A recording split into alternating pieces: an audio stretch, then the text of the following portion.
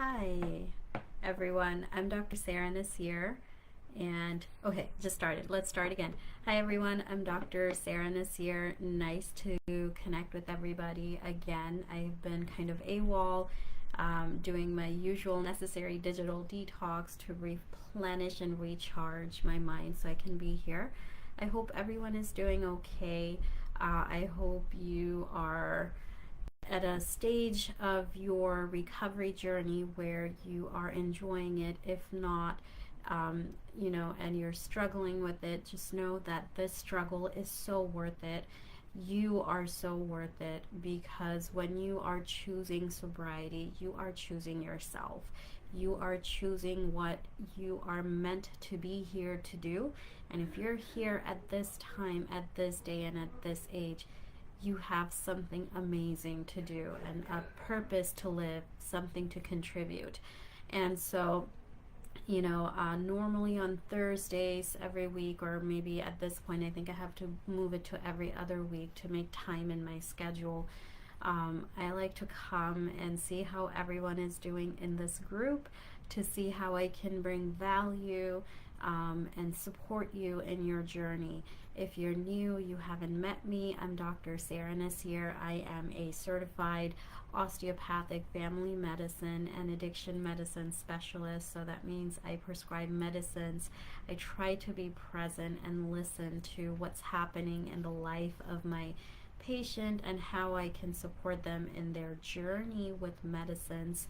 I'm also a certified life coach, and I'm weaving it into my passion for helping people regain control of their lives by helping them, bringing that extra element of helping them transcend their limits, connect with their soul, powering their journey with the power of purpose, and living a life of design that is fulfilling, that is thrilling.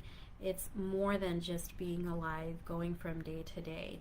And for those of you who are struggling to just get back to that day and reclaim your day for yourself to begin with, this is something that might be beneficial for you, because just sometimes getting back to that daily ritual of being present with your loved ones, succeeding at workplace, being able to pursue that education, that is a form of transcending. And that means you are somebody who is a greatness in progress, because greatness is a destination and the journey through it is the progress that we are supposed to go through.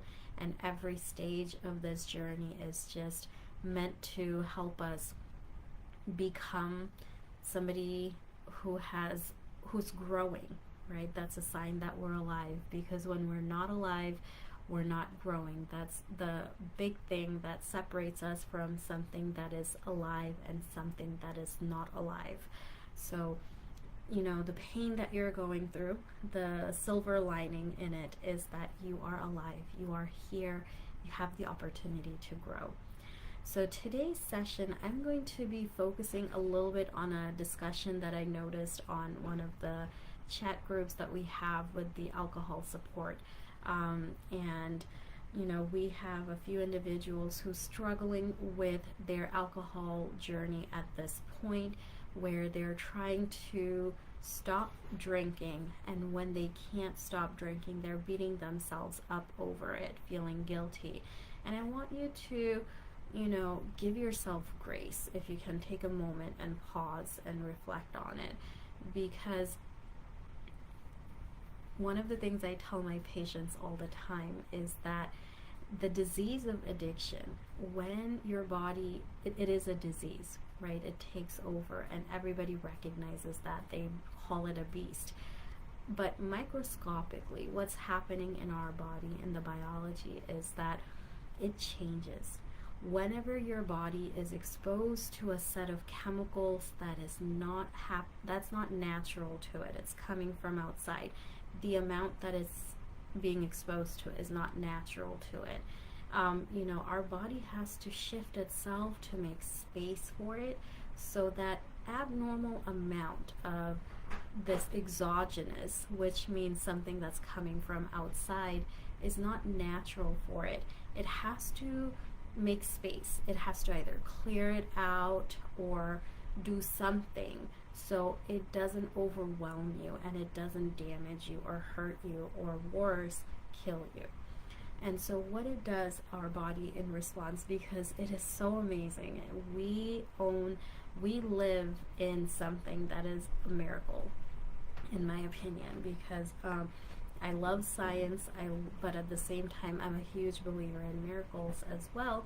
And so this being able to study the human body, to be able to study science, is just a treat for me, because I love seeing how our bodies support us. So what happens in our body when you start to drink something that doesn't belong there, like alcohol? So alcohol impacts two of the neurotransmitters in our body largely, and of course it impacts other elements of our body, but the two big ones are gabapentin and glutamate. Gabapentin is what they call inhibitory neurotransmitter in our body, and neurotransmitters themselves are pieces of chemical structures. They go around and they spread the news in our body and affects the functions of things that are happening in our body. And so the GABA neurotransmitters, they are responsible for stopping or blocking a process, whereas the glutamate neurotransmitters, they are the neurotransmitters that are affiliated with exciting or activating other elements or functions in the body that of the communication in our body. So when you drink alcohol, what it does is it promotes more of that. It mimics that GABA neurotransmitter activity, so it will go and it will bind to the receptors where the natural neurotransmitter of GABA will bind to, and it allows the inhibition of activities that are normal, and so it kind of like dampens and relaxes the activities that are happening. And one of the ways it does that is it goes and it shuts off the, what's the word I'm looking for here, the gatekeepers of relaxing and pleasant hormones like dopamine. So what happens is GABA comes and it basically puts to sleep the guards that watch over dopamine. And so when you have the guards sleeping, the dopamines are out and they're making you feel good and happy, and that's one of the ways that people feel very relaxed after they take a drink for the first times, when their body is not exposed to these chronic chemicals to begin with. So that is why, people gravitate towards it, because after a stressful day, people feel it's a way to relax. After a day when it feels everything is out of control, this might be your story of how this started. You reached for that drink because you wanted to relax. Now, here's the next thing that our body does, because when this happens, where this outside chemical is coming and interfering with your natural chemicals, your body doesn't like it. And that's because it shifts your body away from the balance that our body needs to function optimally and keep us alive and make us go around and do the things we need to do. And so when it's shifted from that, it wants order in the system so it can keep its functions going. So when you have too much GABA activity, your body doesn't want it. So what it does is it raises the glutamate neurotransmitter production in the body. So it activates all these activating neurotransmitters instead. So when you have the alcohol is being cleared out, the GABA is being cleared out, and you have that relaxation gone, and your body has cleansed out all those, you're left with not feeling as relaxed. But here's the other part that's off balance, is that you have all these extra glutamate neurotransmitters that are the exciting neurotransmitters is sticking around, and thus you feel more anxious and more activated and restless, because you don't have the body's normal mechanism to be able to come in and normalize that relaxation. Because if things were uninterrupted, what would have happened is your GABA and the glutamate naturally would have kind of tried to balance each other off until you hit that, you know, balanced state known as homeostasis. That's literally what it means, the state of balance. And so that's where the process starts of becoming unbalanced. And over time, what people do is to deal with that anxiety, we will go and we will drink more to go ahead and exogenously and artificially tackle that high anxious space.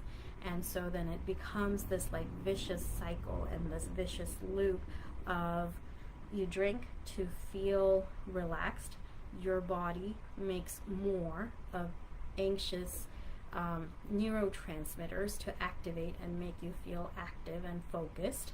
And so the more you drink, the less your body will make the natural GABA and will make more of the glutamate in the body to counter the alcohol inhibition. And so when you don't have any alcohol, your seesaw is like off balance. Maybe it should go this way, right? So you have less GABA and you have more gluta, and then so you feel anxious when you don't have alcohol in your system. And this is why medicines like benzodiazepines feel so good, because benzodiazepines also work like GABA neurotransmitters, and they bind to the GABA receptors to make you feel calm and collected. And so alcohol and benzodiazepines kind of have similar mechanisms of relaxing you, and this mess happens similarly. And so benzodiazepines can help also try to soothe that extra glutamate by activating the GABA more. And in process, what happens is it's one way of stabilizing. However, if you are taking those chemicals, benzodiazepines, without proper supervision, you can actually develop a secondary dependence and addiction. And it might feel like you're getting better on the alcohol, but unmonitored, it can lead to a different type of problem. So coming back to it, how to deal with it, how to cope with it. Actually, before we do that, let's talk about a few other things that can happen. So when we have, this was the glutamate side, right? Okay, it's flipped for me, so it's weird. I keep forgetting where I am. So when you have the glutamate hyperactive in your system and you're feeling extra excited, that will impact so many other parts of your life. It's going to impact your sleep, because alcohol really messes with the sleep center. It reduces your ability to get that restful sleep for the right amount of time that you need. It makes you sleep more shallowly. It prevents you from having that deep sleep and allowing you to recover and regain your energy. And so that's one of the things that happen. And of course, we talked about anxiety. And if you try to quit alcohol cold turkey, and on the other hand, benzodiazepine too here, if you try to quit these two types of medicines cold turkey, it can sometimes cause seizures. So I don't recommend it that you quit it cold turkey, especially if you have a history of heavy drinking. Seizures can be deadly. Okay, and the way we treat it is with either monitored benzodiazepines, and sometimes another thing that's happening is gabapentin. That's another prescription that's being used. So, talk with the doctor if you're ready to come off of it, so we can come in and help you with our chemicals to balance your chemicals. My 6th grade science teacher said something that I will still remember to this day. He when we were learning chemistry, he said that our bodies are basically bags of chemicals. Everything we eat, everything we drink, every time we move, every time we see, every time we breathe, there's a chemical reaction happening. And everything inside of us is chemicals. Everything has a chemical formula or a name assigned to it, chemical equation assigned to it. And so it's all about the chemicals shifting from one form to another form with, then physics thrown in, energy going in and out. So coming back to what I was talking about, I like geeking out when I talk about this stuff. Okay, so when we're prescribing medicines, these are obviously chemicals, and that is how I like to approach it, is approaching it where, I'm looking at the imbalance in your natural body chemistry, and I'm trying to figure out where can I put in that right medicine to make you feel stable again. Because as soon as you feel stable, the body is doing its job. It's created, for the most part, to try and protect you and make you live. Now, there are things that hijack it, like genetic mutations, and how you eat, how you drink, how you live definitely impacts it significantly. That's a discussion for another day. Let's just focus on the pharmaceutical elements. And so, if you find yourself needing help to find that balance, I invite you to look beyond the stigma of something that I hear so commonly, which is, if I take medicine for it, then I am just replacing one drug for another. Okay, I really want to challenge that misperception. It's a very limiting and very inhibiting thought process that gets in the way of a person going from, a state where they need help to being on a state where they're functioning well and thriving. Okay, if you have a broken leg, you can't run, and you're an athlete, having to use crutches while you train your body and allowing it to heal shouldn't be something that is shameful. It should be something where you look at, okay, here's where I am. I am at a state where I don't have something, and I want to go to a state where I need to be, where I want to be. And so you're training your body, you're giving yourself the support that you need to get to that state. That is a very noble thing to do. That is something to be proud of. When we see athletes train their bodies, especially past injuries, they're recovering from injuries, we don't go and make them feel bad. We revel at their journey. So in that way, that's your journey as well. That is how I want you to look at who you are at this point, where you are aiming for greatness, and you're a greatness in progress. Okay, not a failure. You're a greatness in progress, because progress means you have ups and you have downs, and even those downs are the process of helping you progress on your journey. Okay, so coming back to that stigma that taking medicine is like replacing one drug for another, I want you to challenge that. Rather, I invite you to think that you have a disease. You are going to get the treatment you need to get to where you need to be, and in between, you're going to get the other types of support that helps you be successful, because no athlete goes and wins state championships and becomes members of the Hall of Honor. I'm not a sports person, so feel free to correct my words. They don't get their names out there without getting help from coaches, without going and training their bodies and their minds. And this is, once again, your journey as well. So if you need coaching, counseling, in between to strengthen your mind, strengthen your resolve, surround yourself with that. Surround yourself with people who understand your journey and will be there to lift you up when other people might not get it. Because you know what? Humans are creatures of context, and if they haven't experienced it for themselves, they might not be able to relate to you, right? So don't expect everybody around you to understand what you're going through.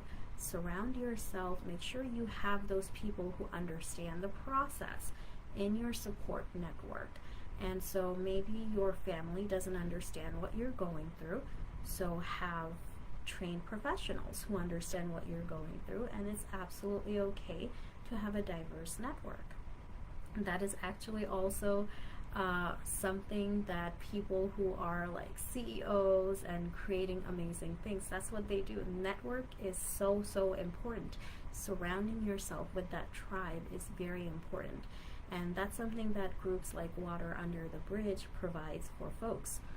And so coming back, other topics that were coming up in the conversation were something like neurofeedback. This is an emerging field of, recovery and mental health care.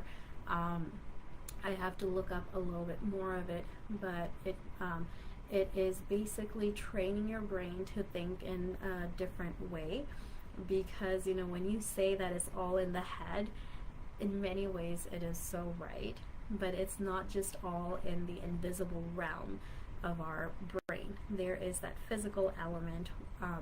When these chemical changes happen in the brain, it impacts the biology of the brain and the body itself. So our biology actually changes. Remember when I was talking about how our body's making less of certain neurotransmitters and making more of certain neurotransmitters, and other things it can do is it can increase the metabolism of things and clearances of things. So your body in response changes itself, and so it changes things in the brain as well. And so that sometimes means the neural connections that are formed in process, and neurofeedback helps with that. We get like millions of data in our brain every second. However, the only things that are brought to our consciousness from the subconsciousness is that which the brain thinks is important to us, and we are interested in. So it's kind of like the social media, Facebook platform algorithm, or Google algorithm, or YouTube algorithm. The things that you interact the most with, the things you pay the most attention to, those are the things that keep popping up again and again in your newsfeed. The brain's the conscious versus subconscious is like that. So there is an algorithm in the subconscious where it's taking from billions and millions of data, but it's only showing you what it thinks you're interested in. And so neurofeedback coaching as well, NLP, which is neuro-linguistic programming, not for AI only, but also for human brain. That is something that I use in my coaching as well. Not the neurofeedback as much, but I'm using it in a different way, because the neurofeedback will actually use different tools to help you focus in a different way. I use in my coaching practice, with visualization, trying to engage the senses, the different types of senses, to help your brain shift and start focusing in a different direction. If you've had one of those experiences with me in the past, you know exactly what I'm talking about. So I think these are very powerful emerging fields of ancillary therapies that can be supportive in not just the recovery journey from substances, but I think down the line it's going to be very powerful in other aspects of healthcare and medicine as well. Other things that came up is ketamine therapy. So FDA recently approved ketamine therapy for depression treatment, resistant to other medicines. It's something that I'm interested in learning more about, and I hope in the course of next year or two I'll learn more about it. But it is there. If you are able to find somebody and you have severe depression that you need help with, talk with them, consult with them, see if it's the right thing for you. At this time, I don't know enough about it to advise one way or another, but I do plan to learn more about it, and hopefully one day I'll come and I'll update you more on it. So yeah, that's the thing. So different types of medicines that we use for alcohol abuse. A lot of people are familiar with the medicine antabuse. That is a disulfiram, that's the generic name. That is a medicine that blocks one of the alcohol metabolism pathways, and it keeps it stuck on this very toxic metabolite that makes your body have a lot of symptoms when you drink alcohol. And so what happens is this is kind of like using the negative feedback process, that punishment process, to make you feel afraid of drinking alcohol. And that's basically it. You take the medicine, you drink alcohol, you feel like CRAP, right? And so that's one. But if your problem is cravings and just not feeling stable, the other medicines that are used, Vivitrol is one that's been mentioned in the chat group. The generic name for that is naltrexone. It can be taken a pill every day, or it can be a shot in either the arm or the butt every month.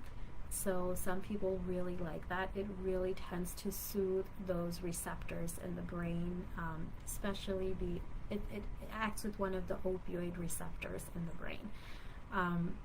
Talking about opioid receptor, the other medicine that has been shown to be very helpful as well, but naltrexone tends to be the best one.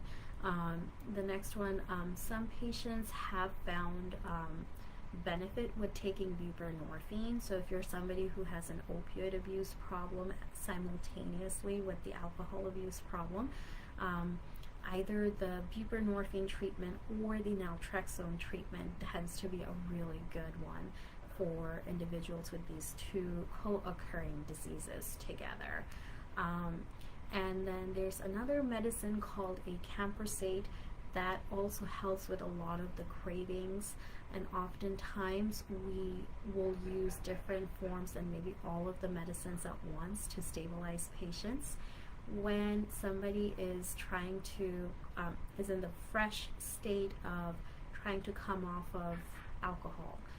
Benzodiazepines are some medicines that we use to transition, because remember that seizure activity concern that can be life-threatening, that tends to happen within the first 4 days after stopping alcohol consumption. And so normally we tend to put the patients on benzodiazepines at that stage, and then slowly taper the benzos off as well, so a habit doesn't develop. At the same time, the doctors might be prescribing gabapentin, because gabapentin stabilizes that seizure threshold and prevents seizures, as well as has some role in helping with stabilizing the other alcohol withdrawal symptoms as well. Sometimes we will use anti-seizure medicines as well to, help, like carbamazepine, etc. So those are majority of the medicines out there. At the same time, if you have other comorbid conditions, you definitely want to take care of it, because just like we all live in one planet, and what happens in one part of the world eventually impacts the other part of the world. Our health, the different dimensions of us, the physical dimension, the emotional dimension, the mental dimension, the spiritual dimension, these all influence how you show up and how it impacts you. So these are inside of you. And then the external dimensions are things like your social relationships, your financial dimension, like career, education, aspirational dimensions. So these 7 dimensions are what I focus on when I'm trying to help a transcendent, go through that transcendent journey. I try to help my clients identify what do they want to achieve and focus on those, and then set goals so we can move towards it, because sometimes you need a sun in the horizon to keep you moving past the storms and the hiccups that come along the way. So you keep moving. The thing here is to keep moving and keep growing. If something doesn't work, it doesn't mean it's a failure until you quit. It means that you learn that that's not going to work, so you go and you try to figure out what else can you do. Okay, so not giving up on that. So coming back to, you know, treating the other elements of your health that's complicating your addiction, disease, and journey. You need to take care of the other stuff. So if you have depression, if you have PTSD, if you have diabetes or other chronic conditions like stroke, a lot of these things can cause chronic disease, chronic depression. Chronic diseases can cause depression. If you have a traumatic history that you haven't dealt with or coped with, that's something that needs to be addressed. If you are in a stressful situation currently, lots of trauma happening, you need to figure out and plan how to cope and be resilient in that situation so you can hopefully extract yourself from it eventually, and to keep moving towards that sun in the horizon. That is what the life that you want, and not give up, because oftentimes we achieve what we set eyes and goals on. However, when we are suffering from the disease of addiction, that a wall gets formed, the vision gets clouded, and you don't see that ultimate goal where you want to go to, right? So lots of things available, and it's not just a single thing that helps you succeed. You are a multifaceted, complex, beautiful, amazing person, and thus your journey of recovery is also multifaceted. You have to be present to look at all different parts of it. Ask for the help that you need. Go find it. Go invest in it. Because whether it be time or money, the biggest thing you can invest in is yourself. And an investment is something where you put something in and it gives you a bigger return down the line. So who better to invest in than yourself, right? So look at this journey, look at the commitments that you make in yourself as the most enriching things, right? It's not about the car you drive, it's not about the gadgets you have or what the numbers look like in your bank account. It's what are you walking away with as a being, with the experiences at the end of it. And I think some of the most amazing people I've met in my life are the people who have overcome addiction and reached a life of sobriety and success. So with that being said, I appreciate you watching this. I don't know, hopefully you get a chance to watch through it all. I would love to hear any questions or comments you have down the line. And I would love it if you are willing to join my email listserv for Transcendent You. So when I start sending emails, maybe newsletter for knowledge, events, anything that could be interesting to you, any way I can bring value to you, I would love to hear and keep you updated on it. So with that being said, hope you guys have a great day and take care. Bye.